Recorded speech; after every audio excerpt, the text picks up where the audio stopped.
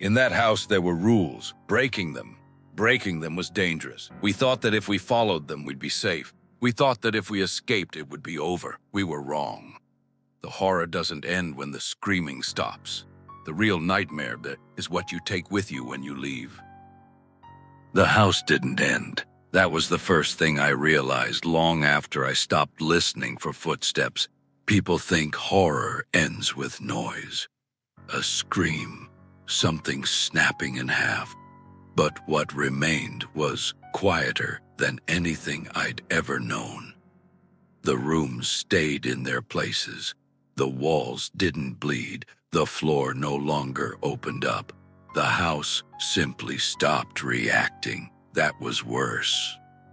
I moved through it cautiously, not because the rules required it, but because my body still remembered them. Slowing my pace at the doors, changing my breathing in the hallway, avoiding mirrors without a second thought. The rules were still there. 7 lines written in my own hand. The paper yellowed at the edges as if time had finally noticed it. They didn't look like instructions anymore. They looked like evidence. The house no longer punished me for breaking them. That absence pressed against my thoughts. When a threat is loud, you negotiate with it. When it falls silent, it waits for you to fill the silence yourself. I tried to test it. I left the doors open. Nothing happened. I spoke my name out loud. The sound fell dead, untouched. I stood in the middle of the living room and waited for the floor to answer. It didn't answer. That should have meant freedom. Instead, it meant being watched by something that no longer needed to move.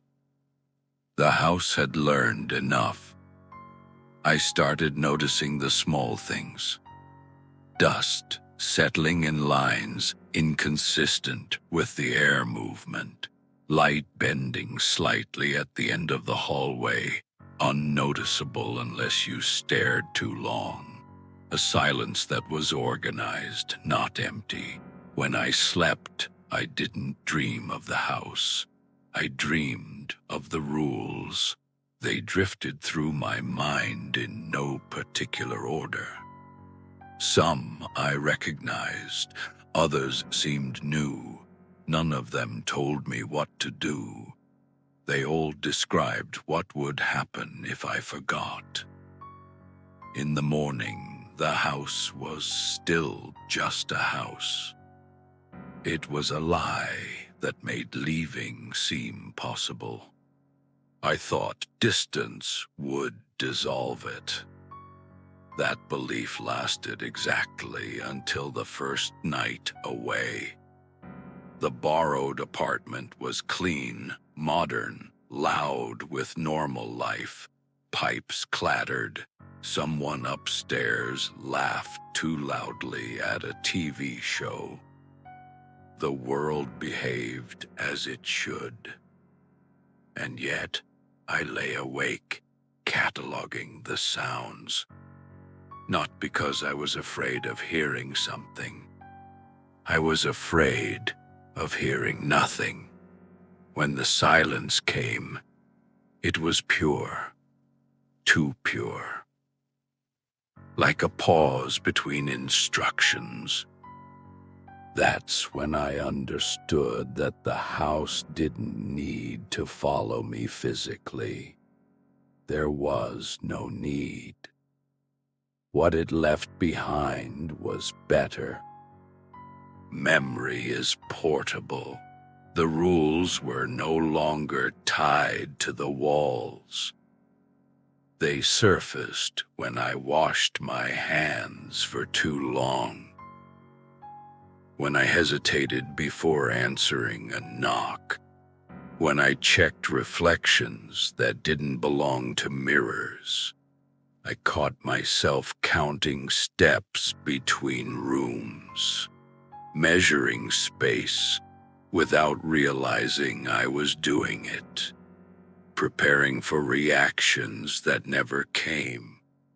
People spoke to me, and I listened to the wrong parts of their voices, the pauses, the moments where they sounded like they were choosing their words instead of remembering them.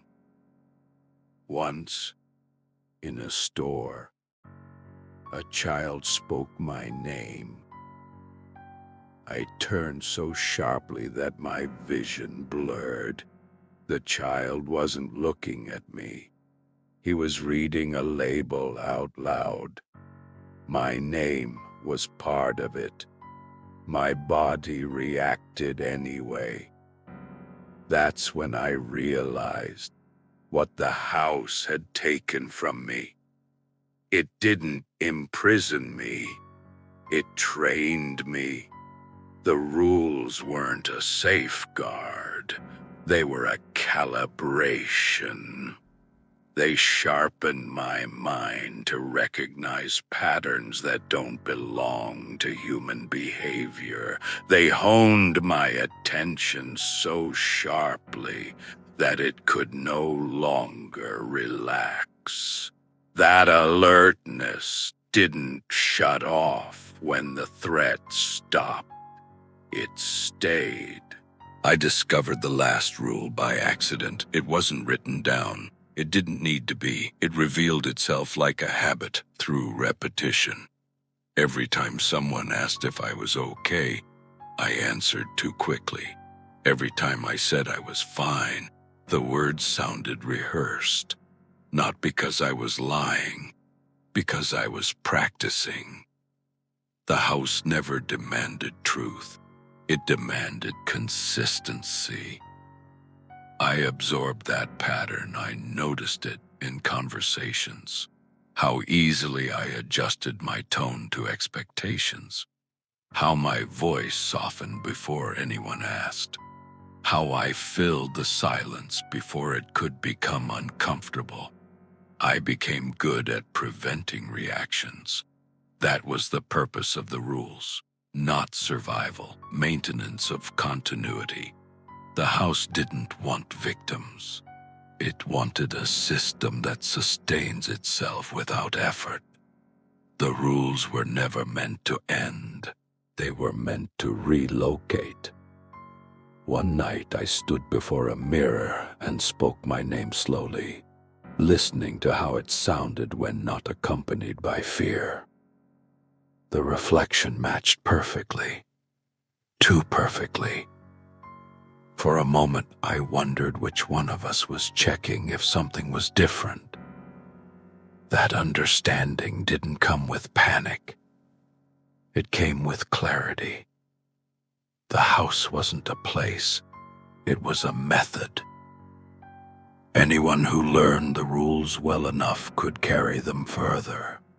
Anyone who internalized them became an extension of the structure that created them.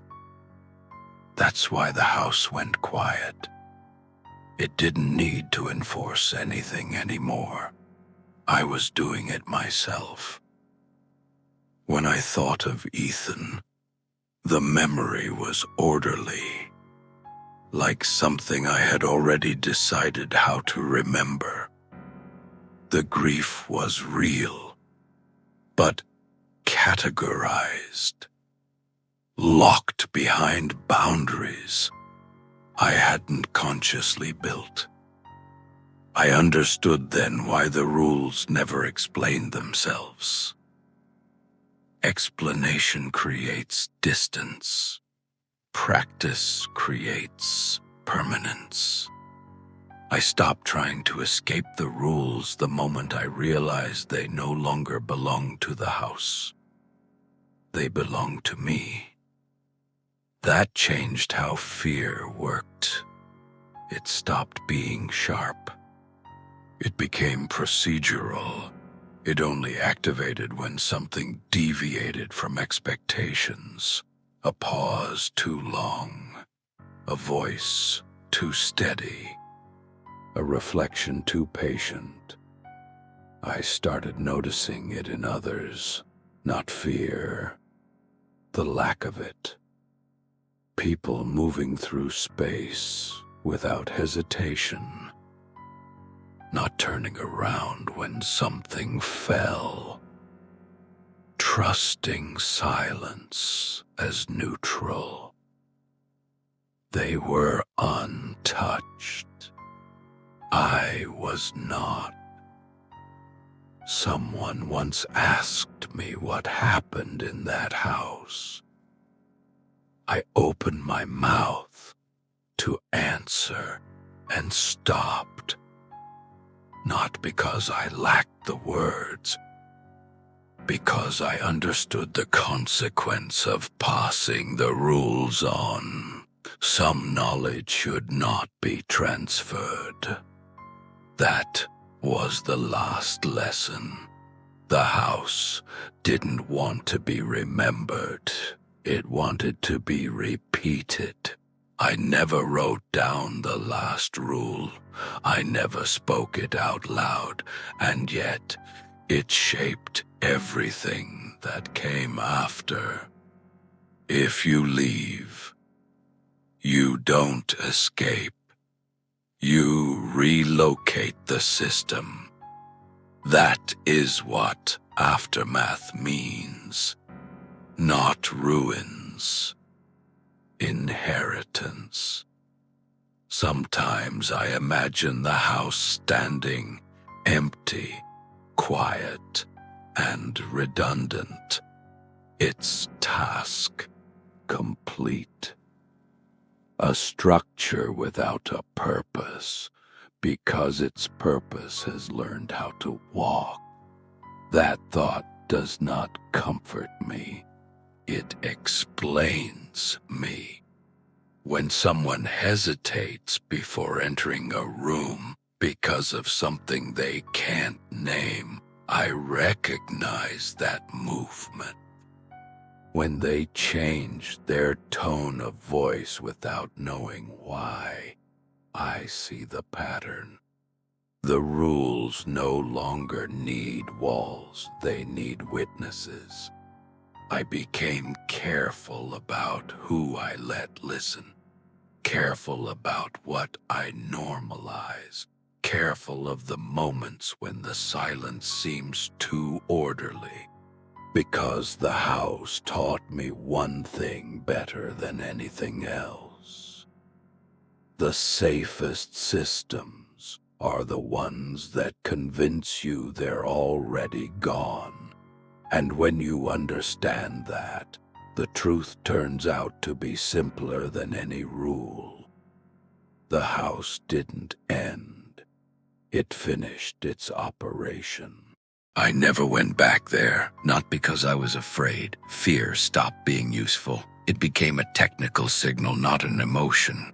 I simply knew there was nothing to go back to. The house had done its job. It didn't need witnesses or closure. It vanished from my life as quietly as it had entered. But its logic remained. I noticed it in small decisions, in how I arranged furniture in new places, in the fact that I never sat with my back to the door, in how silence always carried meaning for me, even when others treated it like background noise. The worst part was, it worked.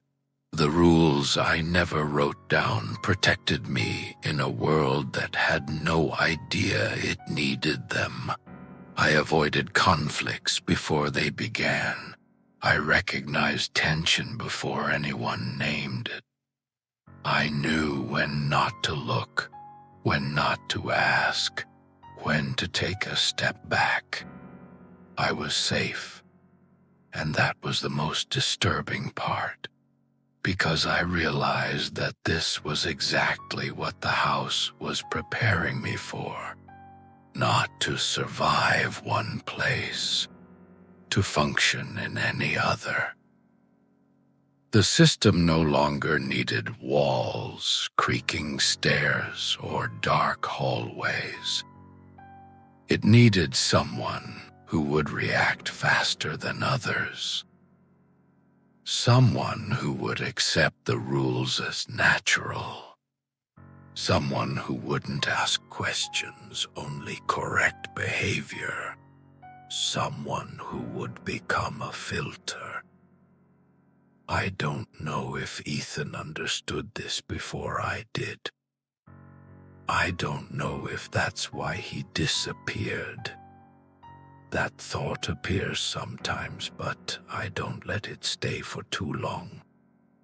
Thinking for too long was always a mistake. If the house taught me anything, it's that knowledge doesn't have to be complete to be effective. I don't tell this story as a warning.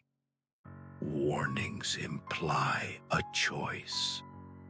I tell it as a fact, because if you ever feel that the world has suddenly become easier to predict, if you notice yourself reacting before something happens, if the silence stops being empty and starts being orderly, it means the aftermath has already begun.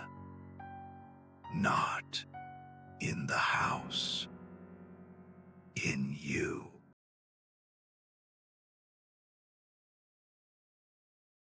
Additional stories and materials not available publicly. Buycoffee.to/butterflyproject.